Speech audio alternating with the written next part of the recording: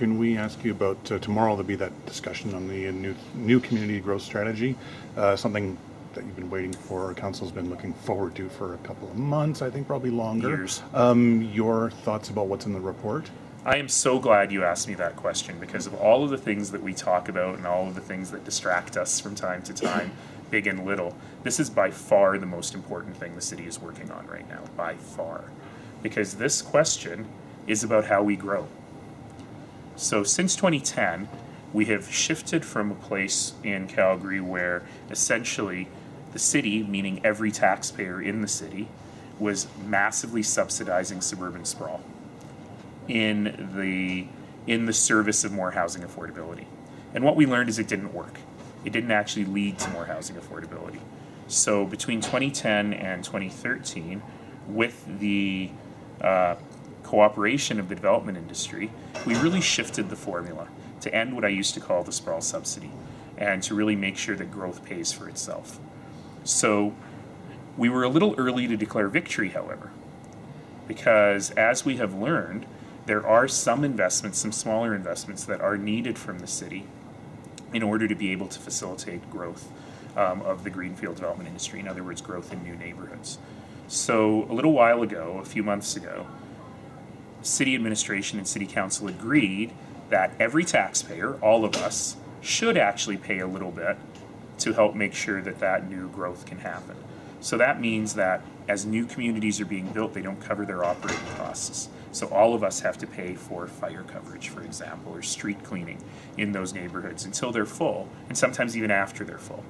And so council decided we would do that.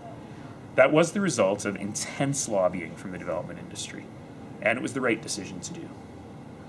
Now, council very wisely said, rather than turn this into an auction where we fight for the community in my ward, or we fight for the community from the developer who's made the best case to me, we're going to turn that over to administration, and we're going to say to administration, make a decision on what you think is right for the city and bring that forward to council.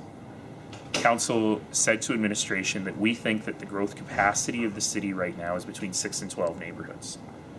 And so come back with a recommendation between 6 and 12 neighborhoods. And they came back with a recommendation for 8 neighborhoods. So I stand by that. You know, in my own mind, when I look at that map, there's one where I kind of go, I'm not so sure about that one. But I also have to trust that the experts have made a smart decision here. If we end up seeing on council a bunch of auctioneering or people trying to squeeze in more neighborhoods or take neighborhoods out, I'd be a little bit disappointed. Because we really have to make the case that what's right for the city as a whole. We can't spread the peanut butter over far too much bread. And there are going to be winners and there are going to be losers. And quite frankly, we are not used to saying to the development industry in this city, you don't win this one. But in this case, the industry and council have been very good about working together, understanding right from the beginning that there are going to be winners and losers, and determining how growth can best serve the city. Now, I know I'm going on and on. This is really my wheelhouse, but I'm going to say a couple more things. This is important for 2 reasons. The first reason is strictly financial. Sprawl is expensive. Building density saves the city billions of dollars in infrastructure costs. Everything else we talk about when we argue about $1 million for this, or public art, for example, is it's not even peanuts, it's not even the shell of the peanuts, it's the dust of the peanut shell compared to the cost of growth in the community. And so we got to get this right to save future taxpayers from the burden of debt and from the burden of higher taxes.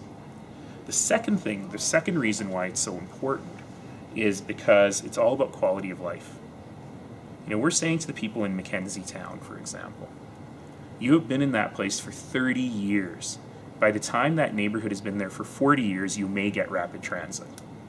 And so being thoughtful about the patterns of growth in the city really allows us to focus in areas where we can build out the infrastructure quickly. So a great example of that is one of the neighborhoods that's being recommended to move forward is a neighborhood called Rangeview, which is south of Seaton. A place where the Green Line is already planned, a place where there's already a hospital, a place where there's already shopping, a place where the transportation network for cars is going to get better with the construction of a new interchange at Deerfoot and 212th. So to me, that ticks off a whole bunch of boxes that make sense. So it means you get to live in a neighborhood, even if it's a new neighborhood, where you don't have to worry about fire and ambulance coverage, where you have recreation facilities either under construction or planned in the near future, and where you and your family can have a good quality of life. And I think that's really critical.